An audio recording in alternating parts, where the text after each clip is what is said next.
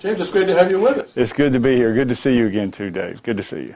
You know, I was wondering, I guess this whole operation began in 2009. That's correct. At some point you were made aware that, hey, you know, there's going to be a new carpet operation springing up here in the Dalton area.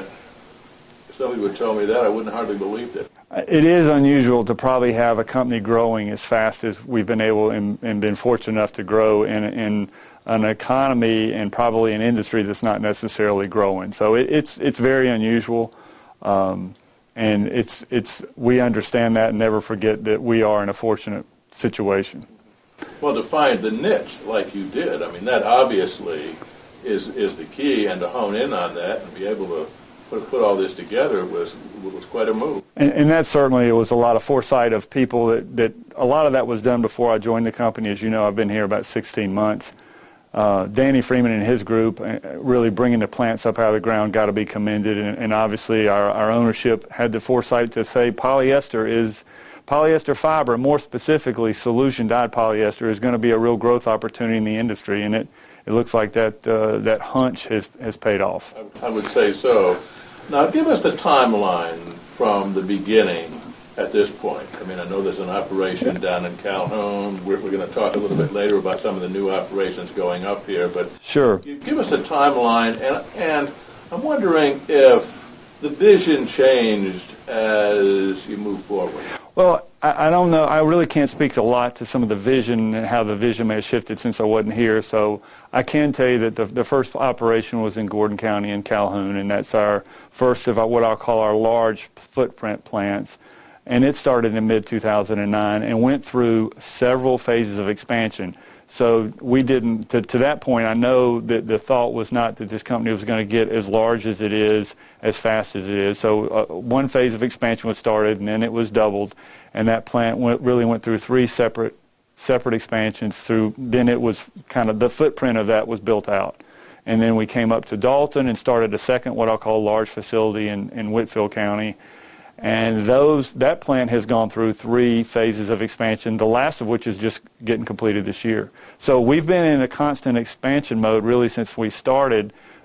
Roll into that the Dreamweaver acquisition, which happened in December of 2011, and there's just been a lot of growth. I see. So you've been in expansion, so I have to imagine that it was difficult to see the potential in 2009. Yeah, I'm not sure that anybody saw that it was going to get this big, this fast. I will say, you know, a lot has been made about our new plant announcements, and really for us, if you look at it, is just a continuation of really the growth rate we've already been under. It's stated over it is over a 5-year period, and there's a lot of jobs, and we're glad that we can create those jobs here, but the growth rate really isn't changing for the company, and that with the governor's announcement and whatnot has created a lot of excitement, but it's really not anything different for us.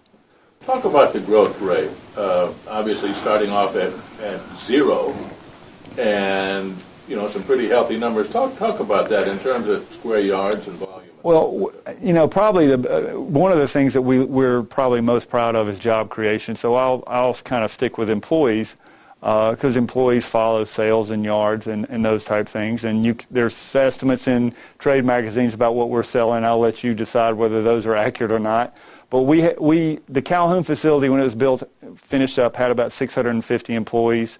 The Dalton facility, when it's completed this year, will probably have about 800 employees. So we're going to be at 1,400 employees, with probably another 100 over in our Dreamweaver facility in Chatsworth, which we still operate. So we've been able to go from you know, at a run rate of 0 employees in 2009 to about 1,500 employees, 1,400 to 1,500 by the end of this year by our projections, and that's a lot of jobs that may have been in the industry at one time 5 years ago, but they've left. Those jobs haven't been around for a long time, and it's rewarding to see that. Let me ask you about the markets you serve. Obviously, multifamily was the only place that had any growth, and that's because the housing industry, I guess, was so flat.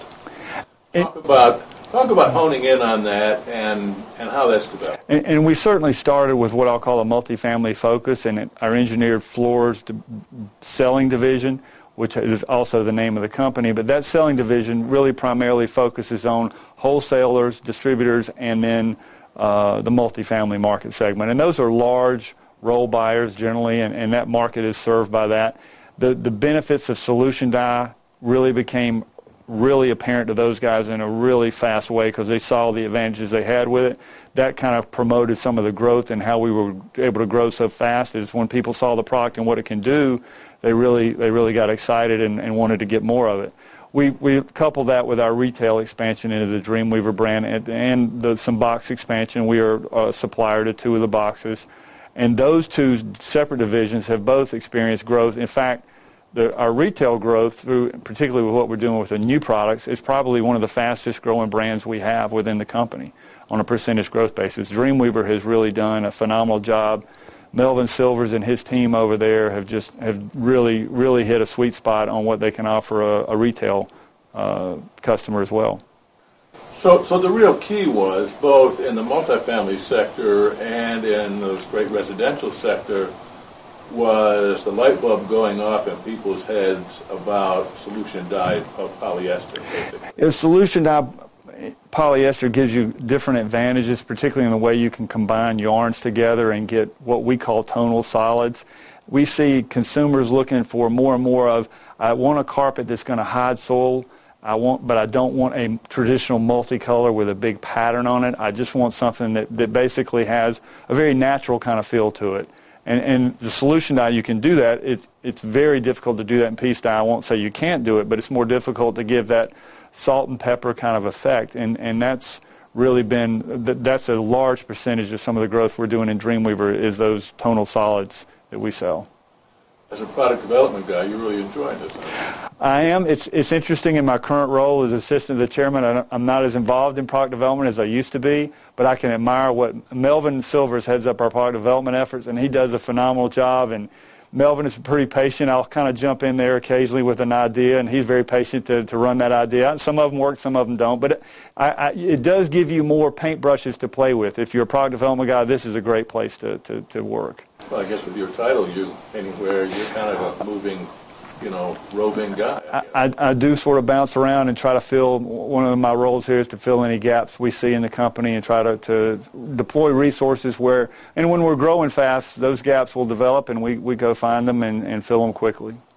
Talk about the adoption of polyester in the multifamily sector. That wasn't something that they were sold on, I guess, on the front end, were they? There was probably a little bit of resistance at the front, but I think in almost every case, when we had a customer and we have some very large multifamily customers that are really what I'll call leaders in the industry, and they were early adopters, and I think that took some of the concern away. Now that we've been running for 3 years, there's no issues with our product.